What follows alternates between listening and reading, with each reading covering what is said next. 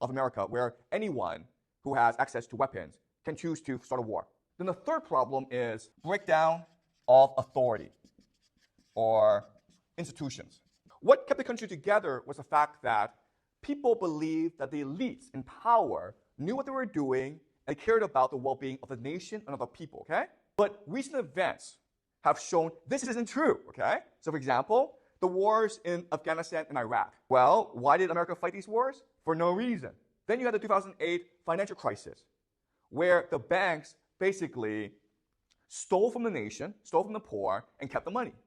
And everyone was screwed, okay? Then you had COVID, where the government, the elite, locked down the entire nation. Kids could not go to school. The poor could not go to work and make a living. There was absolutely no evidence that COVID was actually dangerous, okay? Then the government made everyone take an experimental vaccine. And people were like, why are we doing this?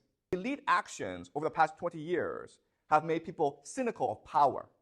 So that in today's world, there's actually, in today's America, there's no more trusted institution, okay? Before you had government, you had media, like New York Times, Washington Post, you had science, you had military, and the government is like, they're just corrupt, right? Screw them. Congress is just hated by everyone, okay? The media just speaks for the rich. They're always lying to us, right? New York Times, Washington Post, CNN, they're just liars, okay? So no one trusts the media anymore. Then you have science. And you can't trust science because of COVID, right? Science made everyone take an experimental vaccine for no reason. You can't trust science anymore. The military goes fights wars for no reason. Look at Ukraine, look at Israel, okay? So in other words, there's no institution in America that can bring people together anymore. They're not trusted. Oh, and also I forgot about universities. Before people trusted universities, but not anymore because of the culture wars, right? So that's the problem in America right now. You have three things going on. You have the militarization of society where anyone can start a war for no reason, okay? Second is that you have a breakdown of the stories and narratives that bind the country together. So no one knows what it means to be American anymore. Number three is there are no more authority figures, no more institutions that can bring people together. They can only divide people. Does that make sense?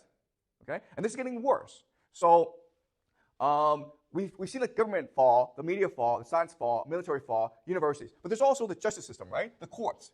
And this is falling as well because of Donald Trump. Remember, like last week in New York City, Donald Trump was convicted guilty of 34 felonies, okay? And so people are now no longer trusting the court system, the justice system, okay? So again, all these sacred institutions in America, they're all falling one by one, okay? So does this make sense? So if you look at all this, okay, America's history of violence, the conflicts raging in America, and the fact that America no longer believes in institutions and in narratives, okay, then the most likely outcome is a civil war. So any questions so far? Celine asked a very good question, like how powerful is the American president? And the answer is that he's really a figurehead, okay? He's not that powerful, okay? Because as Celine points out, power is diffused in America, in institutions. And if these institutions are corrupt, there's very little the president can do about it.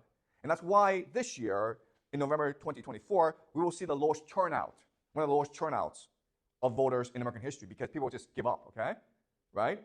4 years ago, they came out to kick Trump out of office because they believed that Trump was a threat to democracy. And with Biden, people recognize that, no, it's all corrupt. Just burn the system down. Who cares? So no one cares who's president anymore. And that's going to help Trump in November. Any more questions before I move on? Who are fighting each other since there's a lot of different beliefs in America and there's not? Okay, so Celine asked a question, what will the Civil War look like? Okay, that's a very good question. And the answer is, it will look nothing like